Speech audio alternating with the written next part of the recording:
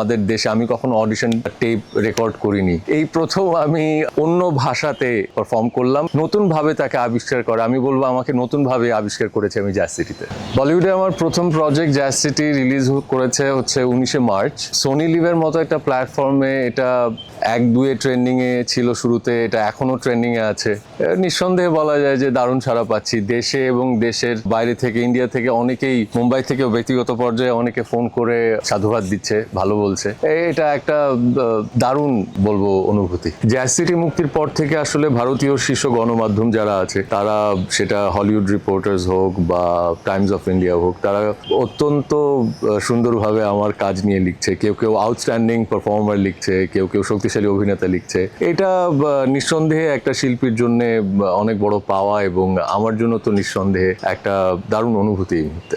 Jazz সিটিতে যুক্ত হওয়ার গল্পটা খুব ইন্টারেস্টিং। আজকে থেকে প্রায় 2-3 বছর আগে আমাকে মুম্বাই থেকে একটা casting agency, top notch casting agency থেকে মেসেজ আসে আমার কাছে। আমি তো দেখে ভড়কে গেলাম যে কি ব্যাপার, আমি তো তাদের চিনি না বেসিক্যালি, বা তাদের কাছে আমার কোনো প্রোফাইল শরীর দেওয়া ছিল না, কোত্থেকে পেয়েছে আমি জানি না। সেখান থেকে অডিশন দেওয়া শুরু, এবং আমাকে বলতে হবে আমাদের দেশে আমি কখনো অডিশন টেপ রেকর্ড করিনি। সো আমার মনে হলো যে আমি কার কাছে যাব। পরে আমাদের যে অনেক সিনিয়র ডিওপি আছে, সিনেমাটোগ্রাফার রাশেদ জামান, আমি রাশেদ ভাইয়ের কাছে যাই এবং বলি যে আমাকে একটু রেকর্ড করে দেন।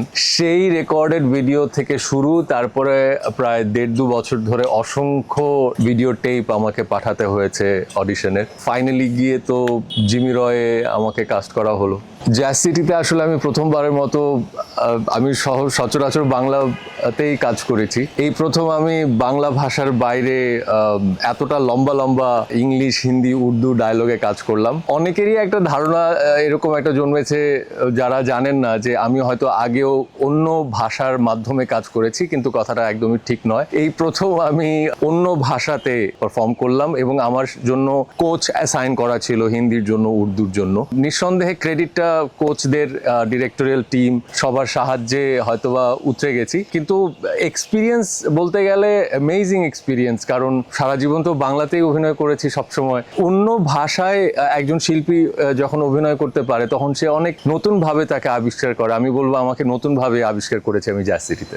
আসলে আজকের ডেটে আমিও কিন্তু একজন অডিয়েন্সই। আমি পেশায় অভিনয় শিল্পী হলেও আমিও একজন দর্শক। আজকের দিনে দর্শকদের জায়গা থেকে পুরো পৃথিবীটাই এক হয়ে গেছে। আসলে কোনো দর্শকের জায়গা থেকে কোনো বর্ডার আছে বলে আমার মনে হয় না। আমরা এখান থেকে বসে আমরা অসংখ্য দেশের কাজ দেখছি পুরো পৃথিবীতেই। সো জ্যাজ সিটি সোনি লিভে স্ট্রিম করছে। যারা আমার দেশে, বাংলাদেশে যারা আমার দর্শক আছেন, তারা দেখলে খুব খুশি হব। তাদের ভালো লাগা মন্দ লাগা সেটা সোশ্যাল নেটওয়ার্কে আমাকে জানাবেন, তাহলে আরো অনুপ্রাণিত হব।